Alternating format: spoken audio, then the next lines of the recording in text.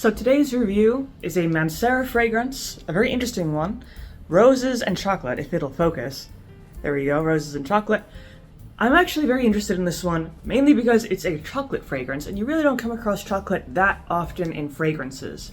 It's one of those more niche scents, but I'm going to jump right into it. This is a 2013 unisex fragrance, and the unisex surprises me, because according to its notes, it seems pretty feminine to me, but I'm going to test it out, see what it's all about, and also see how strong it is. I'm also pretty curious about that. So it's interesting. It's primarily very rosy, and the chocolate is very much in the background, which is actually not what I was expecting. So the top notes, there's not too many of them. There's peach, blackcurrant, mandarin orange, and bergamot. And I would say in the opening, it's actually very refreshing. I was expecting this to be more of the kind of gourmand, very sweet, sugary candy type of fragrance, but this is surprisingly refreshing, at least in the opening. You definitely get those citrus notes coming in, the bergamot, the orange, a little bit of the fruit notes. Interestingly, again, like the peach and the blackcurrant, which are usually very sweet, ripe, kind of juicy fruit notes. They're kind of mild, which I don't mind, because I don't really care for super sugary scents, but this is more of a moderate sugariness. Now the bergamot and the orange are actually very fresh and crisp and kind of sparkling almost. And the middle notes, that's when the chocolate comes in. You have dark chocolate, rose, and violet. So that's a pretty nice combination, to be honest, because first of all, the type of chocolate, dark chocolate, is, I would say, at least personally, I think the smell of dark chocolate, like a really dark chocolate, smells really nice in comparison to, say, a milk chocolate, just because dark chocolate has that earthier type of approach to things.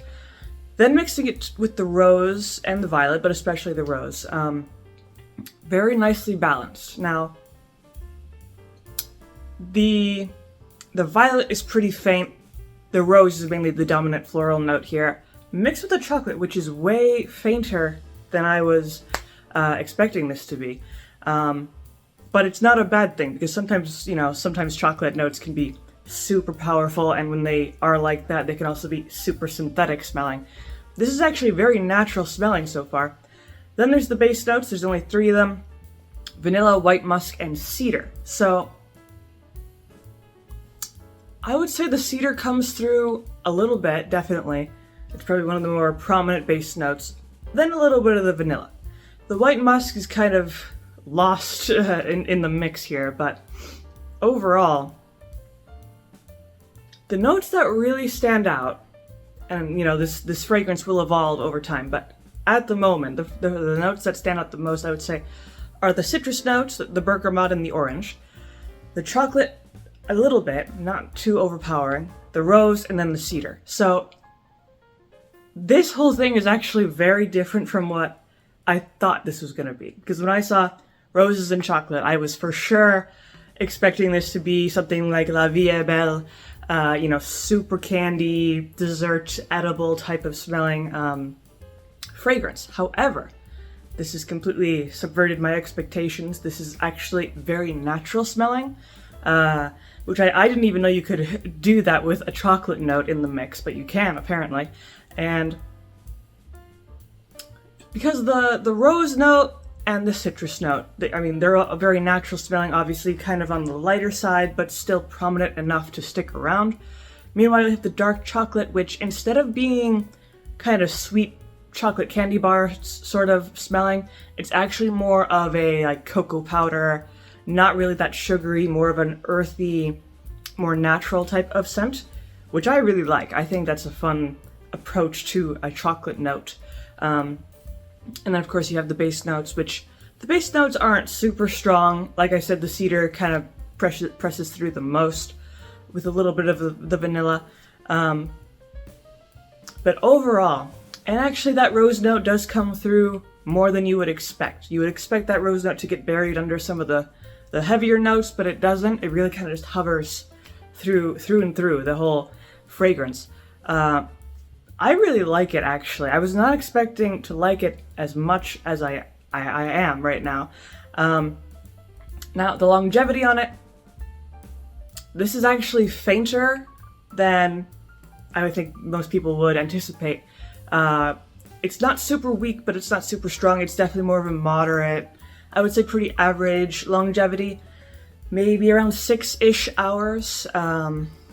But it definitely is one of those very versatile types of fragrances. I would say projection as well, moderate.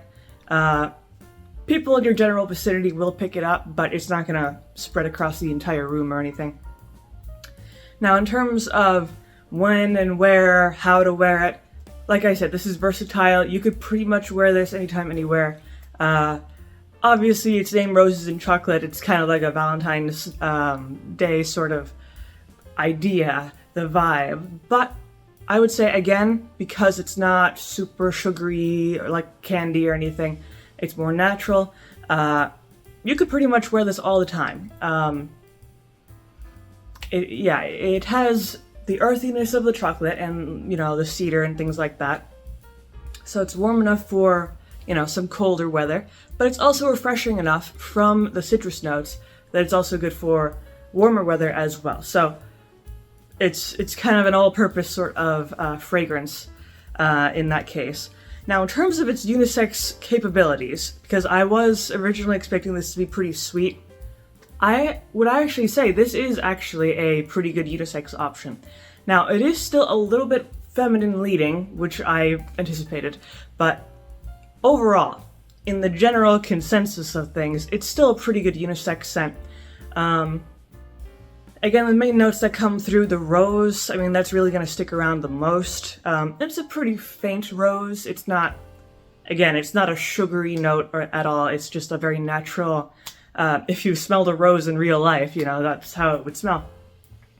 Then the chocolate comes in for a little bit of that earthiness, kind of more of a rugged note, the cedar, things like that. So it is a pretty good unisex option, actually.